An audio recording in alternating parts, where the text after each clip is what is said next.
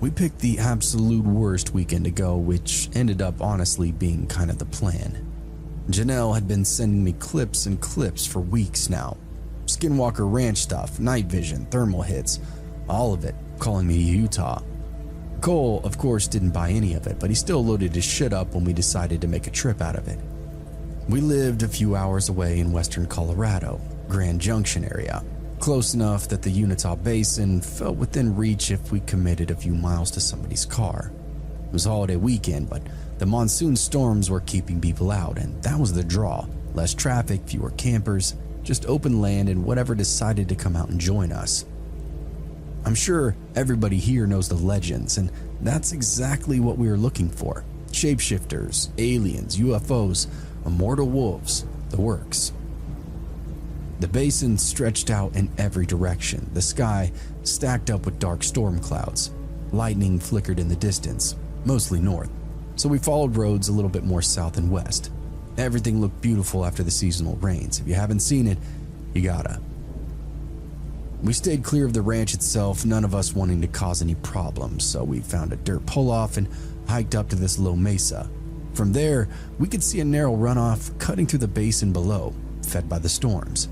It was almost really like our own monsoon river and waterfall with no one else around to bother.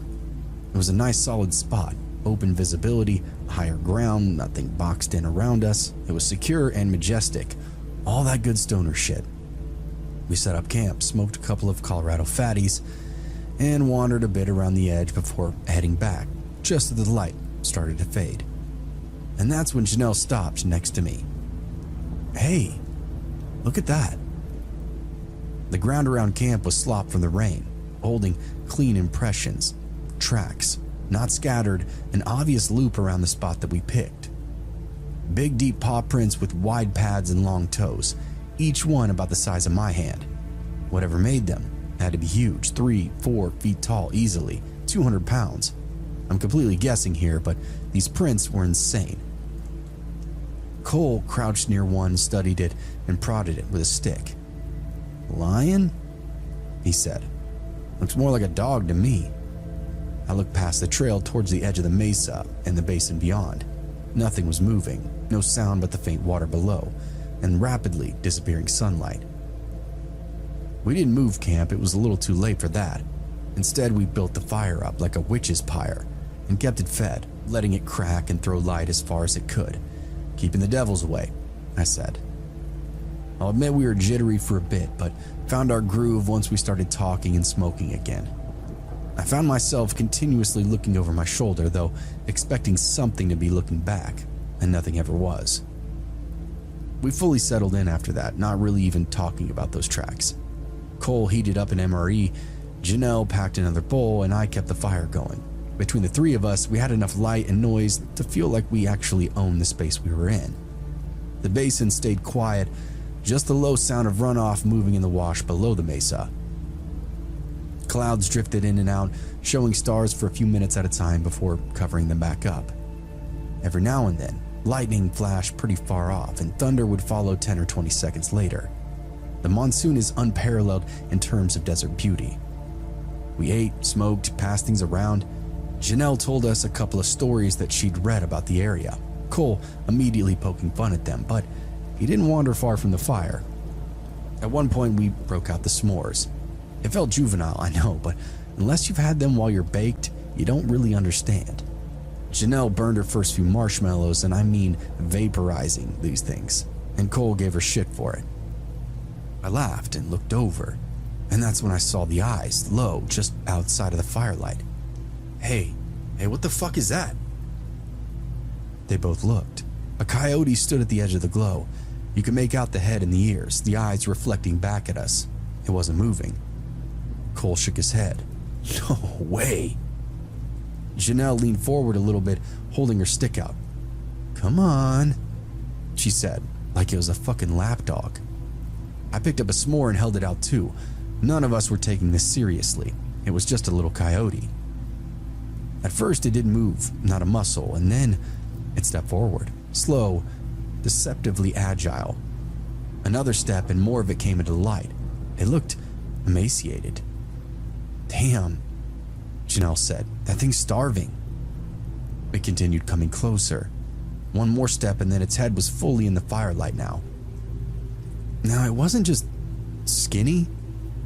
There was no body at all. The fur ended at the base of the neck, dark and wet. Nothing behind it. No shoulders, no movement you could track. And then something shifted behind it. A hand, a wrist, knuckles. It was wrapped around the spine, holding the head up. An arm followed, slick with blood up to the elbow.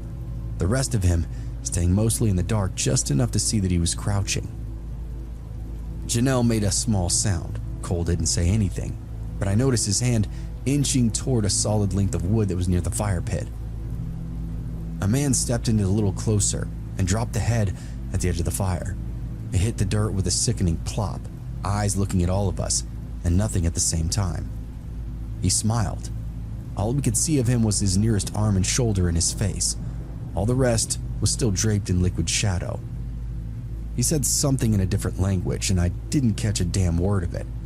And then he turned, disappeared, without making any kind of sound, just nothing dramatic, just kind of gone. The fire kept popping and nobody moved. The head had stayed where it landed. We didn't really talk about it, we just kind of reacted to what we saw. All three of us scrambled, knocking into one another, kicking shit over, leaving everything where it fell. The fire seemed to fan a tower of flames behind us, illuminating every step, almost like something was, in fact, encouraging us to go. The car wasn't really that far, but it felt like forever through the darkness. Cole got there first, fumbling with the keys, swearing under his breath. The locks clicked and we piled in on top of each other, slamming doors, trying to get eyes out the window, see if whoever that was following us. And then we all froze, almost like deer getting caught in headlights. The whole reason we were down here: lock the doors. Cole slapped a button and every door clicked around us. We sat there breathing, staring, terrified. The Blazer had supplies still: water, power bars, extra clothes. There was even a few joints tucked in the glove box, enough to get through the night. For a second we talked about leaving, just driving out and forgetting about the camp, but everything we had was still back there. Wallets, phones, packs, our valuables were back there, inside the tent or scattered now in the dirt. Cole turned on the headlights and I almost couldn't look. The beams cut across the brush, flattening everything into pale shapes and robust shadows. And there he was, just outside of the reach of the light, moving along the edge of it. It almost looked like he was pacing back and forth, that same black body paint, the same posture. He turned his head toward us and smiled. Then he did something really strange. Light on his feet, almost playful, a quick, loose few steps. This guy was dancing. And then he slipped back out of sight. We didn't open up the doors again because why would we, or how could we? And that night dragged on. We slept in short bursts, waking up to every little sound, shifting shadows, nothing we could ever point to directly. Wherever he was, he didn't come back into the light, but we were pretty sure he was still wandering the area. Some of the noises were just a little too human. Then at first light we moved, back to camp, quick as we could. Every step was a struggle. I felt like I was crossing a battlefield. I was expecting a bullet or a mortar blast to take me out at any second. The camp finally came into view, and we scanned the area, then booked it inside. The fire pit was cold. Our stuff was right where we left it. That coyote head was gone, just a dark patch of dirt where it had been last night. I think we packed everything up in a minute, maybe two, threw everything over our shoulders, and quickly retreated back to the Blazer. None of us have been back since, and none of us fielded any interviews. There's no way we can prove it. The questions just get more and more pointed. So we decided it really ain't worth the emotions to relive it all. We asked for an experience at Skinwalker Canyon, and by God, we fucking got one. I've been camping for most of my life, but there's one trip that is still stuck with me. Spoiler alert, nothing actually happened, at least nothing I can explain. Still, it was super weird, and I haven't gotten a good answer when I shared it. I live in South Carolina, and every spring I try to get out for a solo trip at least once before the weather breaks. That year I decided to go a little further than I normally would. I followed a series of dirt roads past the usual spots, just seeing where they led me to. Eventually, I ended up on a narrow track that looked like it didn't get much use. I dropped down into an area near the creek surrounded by thick woodland. It was a good setup. No other cars, no trash, no signs of anybody had been there at least recently. I parked, set up, and got a fire going. Everything was normal. But not long after I settled in, I started to get that feeling that I wasn't really alone. Nothing obvious, just a constant awareness that didn't really go away. And I know you know the feeling I'm talking about. The woods were quiet, which is what you want when you're poaching. Not completely silent, but missing that usual background noise. Every so often, I'd catch movement in the trees, just these quick shifts that disappeared as soon as I focused on them. I figured it had to be the animals or maybe just the wind. But still, that feeling stayed, that undeniable sensation of being watched. I finished my usual camp chores while the sun went down and did my best to just ignore it. I settled in the chair and tried to relax, but that feeling did not go away. If anything, it got worse once the sun really started to fade. And that's when I noticed what was missing. There's no bugs. It didn't hit me all at once, but then I noticed it. No crickets, no hum, nothing rising up with the dark like it always does. Even all the birds had gone quiet now. The whole place felt dead in the water. Paired with that feeling that I'd had all evening, like I was being watched, all of it was putting me on edge. My first thought was immediately that it was a predator, something big enough to clear everything else out. It's not uncommon for a bear or a big cat to comb through an area, and every other animal will evacuate immediately. Now, I'm not new to this, so I didn't panic. I walked back to the truck, opened the door, and pulled out my .45 from the console. I checked it, set it on the table within reach, then grabbed the 12 gauge from the back and leaned it up against the wheel well, right where I could get to it if I needed it. That made me feel a little better. This isn't a moment of pride, but as I mentioned, my intent was to poach. I know what you're saying, I know what you're thinking. It's illegal, it's shitty, but when you live out here, shooting a few squirrels and coyotes really ain't the end of the world. And I don't waste it. I keep the pelts, make stew from whatever meat I can get. Still, when you're hunting illegally, you gotta be careful and extra aware of your surroundings. I turned back towards the fire and took a step, and that's when I saw. There's a man standing behind the fire pit, far enough that the light was only catching his silhouette. I froze, and for a second I honestly thought maybe I was just seeing things. Then he raised his hand slowly, like he knew exactly what I was thinking. "Hey," he said. "Didn't mean to startle you." My pulse kicked hard, and I hadn't even heard him walk up. I hadn't heard anything, and now there was just someone speaking to me. "We're just passing through," he added, taking a careful step forward. Then two more shapes moved behind him. They came out of the trees one at a time, all dressed the same. Camouflage, chest rigs, helmets, radios clipped in. Night vision mounted up top, rifles slung tight to their bodies, not sloppy or thrown together. Everything looked calculated and professional. They were geared up like real military operators. Part of me panicked. Were they game and fish? Surely the forest rangers didn't employ RoboCop super soldiers for nighttime orbs and operations. For a few moments, I thought these guys were law enforcement and were here to royally fuck my night up. The first guy kept talking. "We're just running an overnight exercise in the area, heading back in a few hours. We're actually on the return ruck right now." I didn't say anything. I was still trying to process how long they'd been out there, and by the sounds of it, they weren't the police. "Are you Army or something?" I finally asked. "Yeah, something like that," he said, nodding toward my cooler. "Just looking for a little morale boost." "Morale boost?" I said. "Yeah, man. You got any alcohol?" It was such a normal question that I almost laughed. Was I being fucking robbed?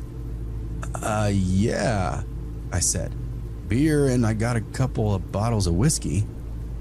Honesty is the best policy when guys rolling into the camp are carrying M4s and enough ammo to sack a small town. There was a pause, and I thought about the pistol sitting on the table, just within reach. For a second, I considered grabbing it, not raising it, just having it in my hand. They were armed, up in my business, and I felt like a dumbass for having firearms, but not readily available. Before I could move, the guy's tone shifted just a hair. "Don't reach for that gun on the table." I went still. It was calm, a clear command. Out of instinct, I glanced back toward my truck. There was another one of them standing there, half in the dark, right between me and the shotgun. I hadn't even seen him move into position. He was just kind of there, flanking me, interrupting my path to my weapon. These guys were good. They'd been watching me, probably since I got here. The first guy then pulls out this thick roll of cash from his pocket and held it up. "We'll trade you 1 bottle of whiskey, 6 beers, and whatever food you're willing to part with." It was a lot of money too, more than made sense for what he was asking for. I hesitated, then nodded. All right. It was better than being robbed. I grabbed a bottle, a 6-pack, a bag of jerky, a pack of bratwurst from the cooler, and handed it over. My hands felt steady, but everything else in me was shaking like a leaf in the wind. He then passed me the cash without even counting it. "Appreciate it." Up close, they looked a lot more put together. No wasted movement, nobody talking unless they had to. One of them was still scanning the woods like the whole time, using his night vision to see everything. You guys can hang out if you want," I said, mostly out of reflex. "Use my fire to cook if you need to." He shook his head. "Nah, we got a few miles left. Need to be back before sunrise." "Right." He gave me a nod, shook my hand, then turned away. The others were already moving. Within a few seconds, they slipped back into the trees, heading off in the opposite direction they'd come from. And just like that, they were gone. I spent the rest of the evening wondering what they were doing and how long they'd been doing it for. Obviously, I rolled into their training when I chose my campsite, but what training was that? Military, government, private sector? Good old boys just training for the end of the world? Were they dangerous? Did they even point their guns at me, deciding if I was a target? Lots and lots of questions that night, but no answers. I finished my camping trip and didn't see any other signs of those guys. Didn't hear any machine gun fire from the woods either, just another South Carolina mystery. One thing I will tell you though, those guys just dropping into camp put the fear of God into me that night. That was the last time I ever had the intention of poaching a wild animal.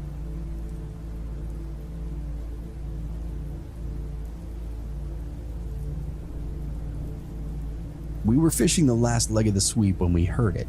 14 of us, in fact, spread out along the creek, moving steady and quiet. Water up to our calves, gear damp, just working our way through the final straps before heading back to the rendezvous. No talking, just signals. Carter stopped first, closed fist, everybody locked in place. He pointed up toward the dirt road that was running along the ridge. An engine. We shifted off the creek line and into the bank, using whatever cover we had. The truck then came through a minute later, older pickup moving slow. It passed us, then backed into a small clearing above. We stayed put and watched. One guy, mid-30s maybe, he got outstretched, then started setting up like he planned to stay a while. Chair, cooler, small fire pit. Nothing rushed, no phones, no music, just a local enjoying some nature. Carter gave us the signal to observe, so we did.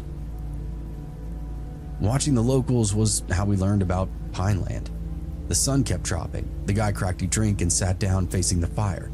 Didn't really look around much. Didn't seem too concerned about being alone out here. Haze caught my eyes. Small shrug. Solo? Maybe. Hard to say if he planned on anybody else showing up. Carter made the call. He would approach. The rest remained out of sight until he actually made contact. We moved up from the creek in this loose line.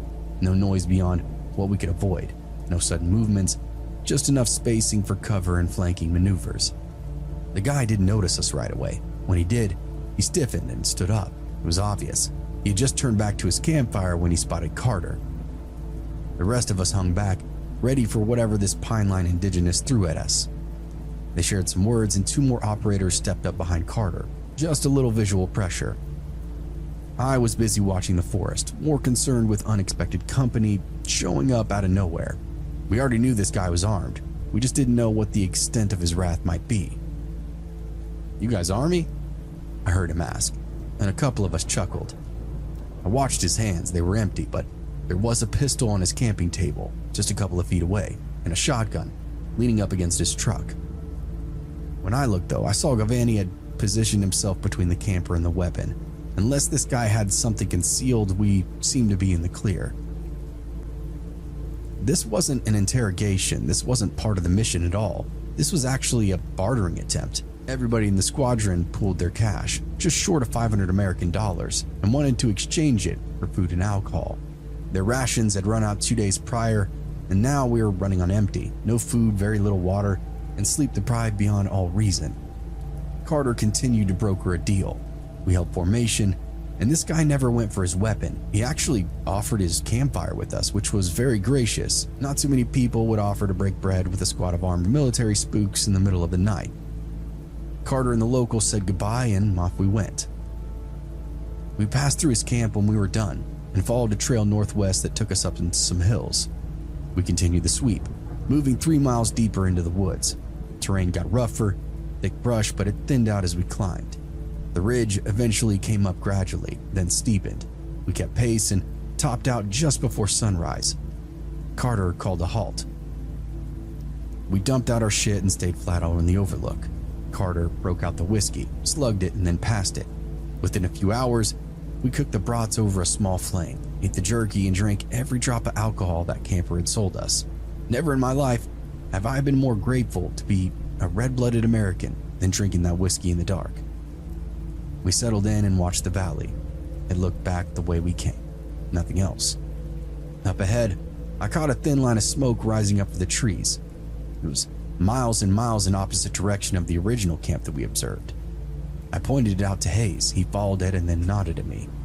Carter picked it up a second later and gave me a quick signal. We moved at first light. Game trails cut the easiest path throughout that zone, so that's what we used. Staggered spacing, same as before. On the approach every few hundred feet, we dropped someone back for rear security and then kept pushing forward. The smoke had been steady through the morning. Whatever was out there was stationary. It took 3 miles before we saw signs of a camp. Flattened grass scraps, a path worn into the dirt. We started dropping guys back within a half mile of the camp itself. And then we heard yelling, violent, aggressive yelling. Carter slowed us down and brought us into this tight formation, and we moved that last stretch carefully, using the trees and brush to break line of sight. When we got eyes on it, the situation was pretty simple. 1 man, 1 woman, 2 kids in a small tent off to the side. The man was in the woman's face, shouting, shoving her back every time she tried to step away. Could be drunk, could just be crazy. In the moment from that distance, it was really impossible to tell though. The kids weren't even reacting, just sitting there quiet, staring out through their tent flap. Hayes leaned into me. "This isn't the mission." Nobody answered him. Carter gave a quick set of signals and we spread out, circling in. 2 peeled wide to the rear. Carter looped around the approach from the front. The rest of us held the tree line behind the man that was yelling. He had no idea that he was surrounded by 14 armed killers. We closed the distance until we were actually in position. Then Miller stepped out. "Hey," he called out, much like Carter did with the previous local. The guy spun immediately, already angry, looking for somebody else to take it out on. "The hell is it?" He stopped when he saw the chest rig, the rifle, and then the rest of us partially visible in the trees behind him. Shockingly, his anger didn't disappear, it changed shape. "This your land?" he said, trying to push back, and Miller didn't move. "Nope." "Then get the hell out of here." Miller glanced past him, just enough to acknowledge the rest of us. "We're not the only ones here," he said. "Take a look for yourself, friend." The guy did. A quick glance over his shoulder and then another one, slower. He started to understand that he was woefully outgunned. Carter brought up a hand for a little peekaboo wave. The guy turned to Miller's face, much quieter now. "What do you want?" Miller just kept it simple with him. "You're done." The guy frowned. "Done with what?" "With that," Miller said, nodding toward the woman. "This whole situation, I don't really know what your culture and customs are out here, but where I'm from, we don't beat women." There was silence for a second. The guy shifted, trying to square up again. "What the fuck are you?" Miller cut him off. "I'm not interested in parlay, friend. Quit talking to me before my nice friends and I bury you out here." Nobody raised a weapon because nobody needed to. The guy looked around again, counting, his head spinning. Then he stepped back.